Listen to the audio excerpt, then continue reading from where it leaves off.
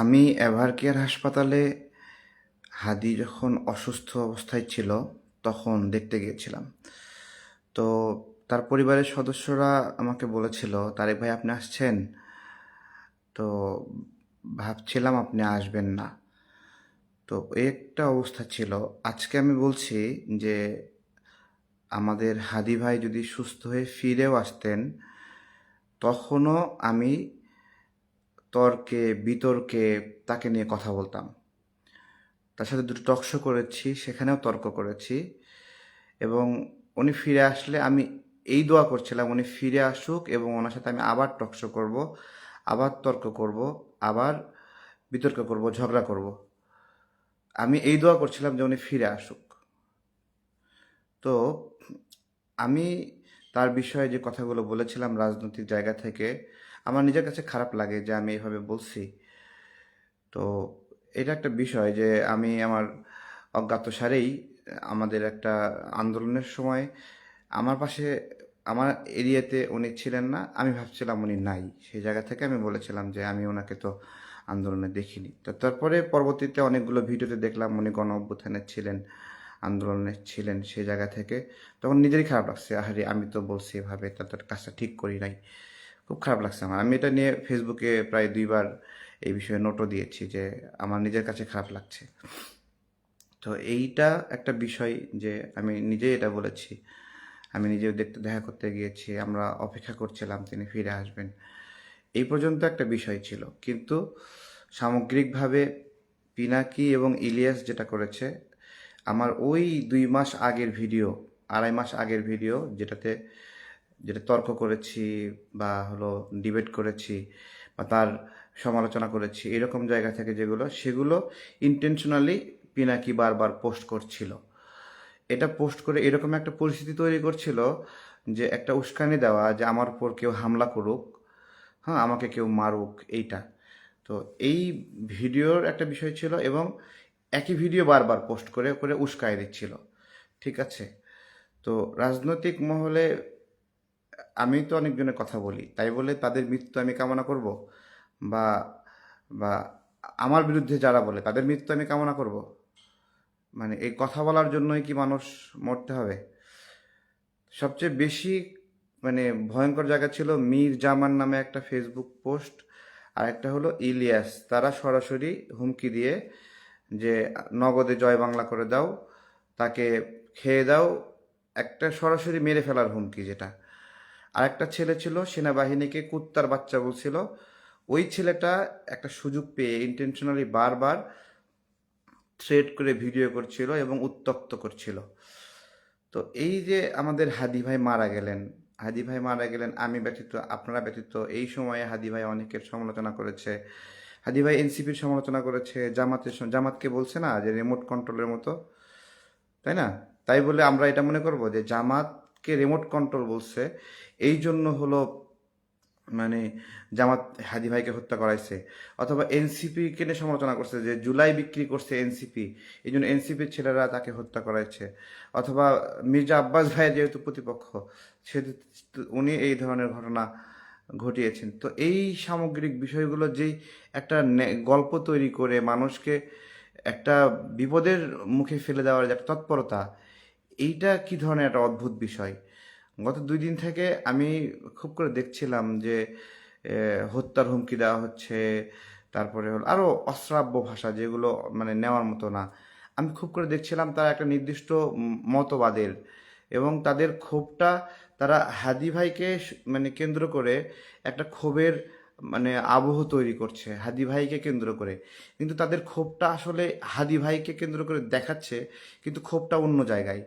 যেমন মানে আমি হাদি ভাইয়ের এই বিষয়টাতে 2 মাস আগে, 2.5 মাস আগে যে ডিবেট তর্ক বিতর্ক, সেই বিষয়ের পরে হাদি ভাইয়ের সাথে আমার মানে কয়েকদিন আগেও দেশ টিভিতে টকশোতে হয়েছে, সেখানে কথা বলছিলাম, গল্প করছিলাম, আমাদের মধ্যে কথা হচ্ছিল যে এই যে বিভিন্ন মিথ্যা মামলায় মানুষকে কষ্ট দেওয়া হচ্ছে, আমরা এটা নিয়ে কথা বলতে পারি কিনা। সে বলছে সে হ্যাঁ অবশ্যই বলতে পারি, এবং সেও একটা টকশোতে গিয়ে বললো যে এভাবে মানুষকে মিথ্যা মামলা দেওয়া হচ্ছে, এটা কোনোভাবেই গ্রহণযোগ্য না। তো আমরা রাজনৈতিক ময়দানে টক শো কথা বলে বিবাদ করি, ঝগড়া করি, আমি তো বলছি, আমি দৃঢ়তা নিয়ে বলছি যে হাদি ভাই ফিরে আসলে খুবই খুশি হতাম এবং আমি তার সাথে টকশোতে বসে আবার তর্ক করতাম। তো এইটা কি করব না? এইটা কি কোনো ক্রাইম? তো এইটা নিয়ে ইলিয়াস এমন একটা পরিবেশ তৈরি করার চেষ্টা করতেছে এবং পিনাকি যে আমাকে মারতে হবে, আমাকে কাটতে হবে, এবং তুই পারলে ঢাকা বিশ্ববিদ্যালয়ে আস, তুই শাহবাগে আস, তুই এটা কর, ঠিক আছে? হ্যাঁ, তো এইগুলো বলতেছে। ইলিয়াসরে বলতেছি, তুমি যে আমাকে হুমকি দিচ্ছ, ভয় দেখাচ্ছ, তোমার চেয়ে আরো বহু ভয়ঙ্কর মানুষের ভয়ে আমি ভয় পাইনি। কি করবে? কি করবে?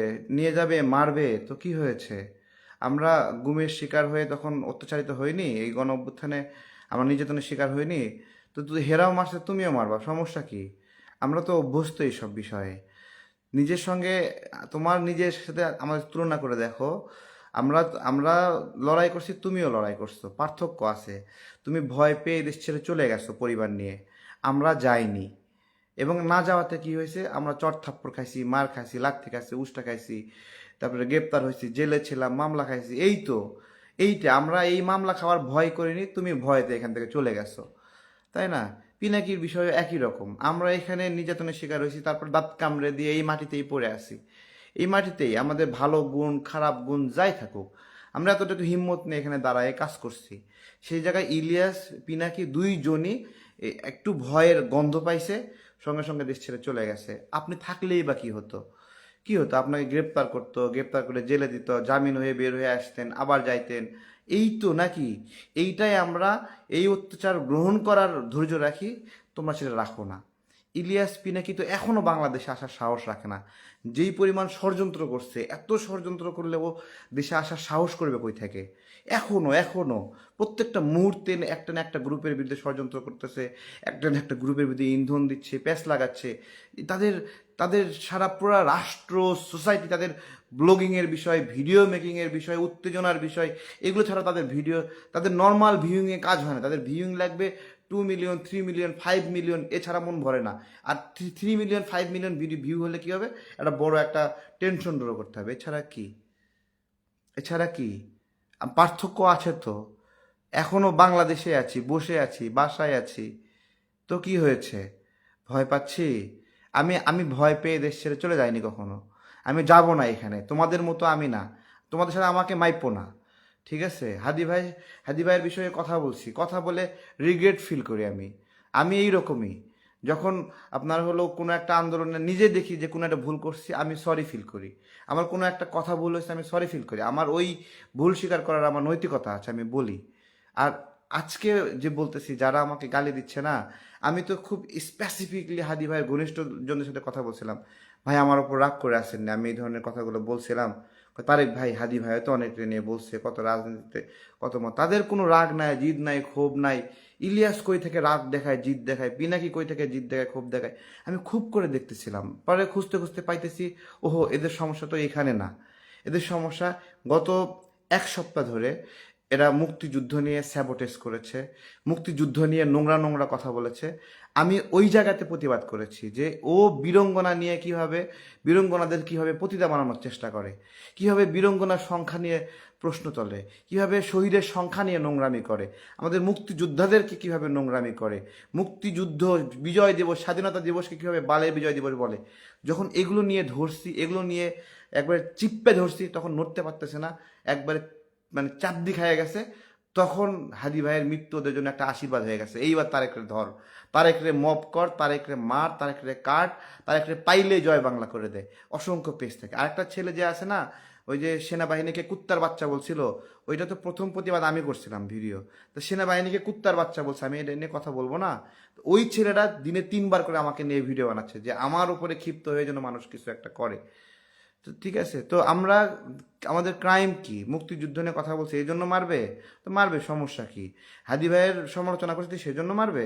তো মারবে, সমস্যা কি? আমরা আমরা কোনো অবস্থাতেই, আমি তো এখনো বলতেছি, দৃঢ়ভাবে বলতেছি যে হাদি ভাই সুস্থ হয়ে ফিরে আসলে তাকে নিয়ে আবার ডিবেট করতাম, আমি তাকে নিয়ে আবার ঝগড়া করতাম। রাজনীতিতে এই কথাগুলো আমরা বলবো, এগুলো বলা ক্রাইম না, ক্রাইম না। এই কথাগুলোকে এমনভাবে এমনভাবে বারবার ট্রিগার করতেছে যে তারেকরে এখনো মারিস না কেন, তোরা মারিস না কেন। ইলিয়াস ভাই পিনাকির দাদারে বলবো, আপনি মানুষকে দিয়ে মানাবেন কেন? আপনি নিজে আসেন, আসেন এখানে, আমি দাঁড়ায় থাকবো, আমার দুই গালে ধরে চর মাইরেন, অথবা ছুরি নিয়ে এসে পেটে ঢুকায় দিয়েন, অথবা বন্দুক নিয়ে এসে গুলি করে দিয়েন, আমি তো ভয় পাই না, মাইরে দিয়েন আপনি। শান্তিতে দেন না, দেশটা শান্তিতে থাকতে দেন, শান্তিতে থাকতে দেন। একজন মানুষ মারা গেছে, তার জন্য সবাই দোয়া করতেছে। এটাকে কেন্দ্র করে কি চাচ্ছেন আপনারা? কি চাচ্ছেন? কি চাচ্ছেন? খুনি কোথায়? ধরতে পারছেন? বলেন, ধরতে পারছেন? ডক্টর ইউনূস অবহেলা করেনি? আইন শৃঙ্খলা রক্ষাকারী বাহিনী অবহেলা করেনি? ধরতে পারলো না কেন? কোনো দিন হাদি হত্যার বিচার হবে না, করতে পারবে না, করতে পারবে না। কোথায় আসামিরা? কোথায় ধরছে?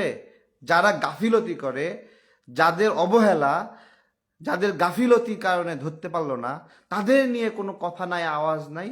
যারা একেবারেই সম্পৃক্ত না, কোনোভাবে অপ্রাসঙ্গিক, একটা কথার জন্য, ভিডিওর জন্য, একটা বক্তব্যের জন্য এমনভাবে বলতেছে যে সে হাদিকে হত্যাযোগ্য করছে। বাপরে বাবা, মানে গল্প একটা বানাই দিচ্ছে যে কি একটা শব্দ আবিষ্কার করছে, হত্যাযোগ্য করছে।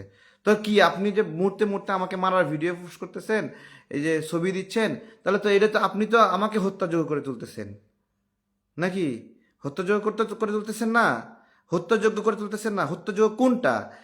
ডিরেক্ট একটা তর্ক করা, বিতর্ক করা, সেটা কি হত্যাযোগ্য করা? করা নাকি কাউকে মারার হুমকি দেওয়া, সেটা হত্যাযোগ্য করা? কোনটা হত্যাযোগ্য করা বলেন?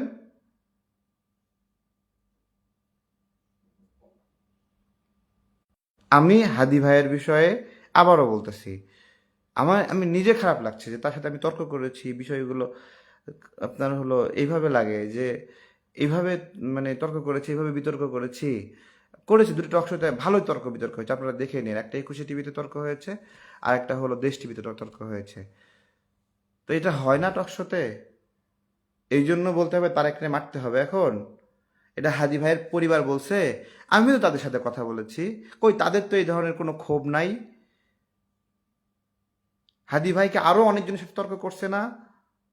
করবে না? বেঁচে থাকলে আমরা আবার ঝগড়া করতাম না? জাস্ট কিচ্ছু বলার নাই। আমি শুধু বলা এটা, ইলিয়াসকে বলতেছি যে আমি এই দেশে আছি, এখনো আছি, স্টে করছি।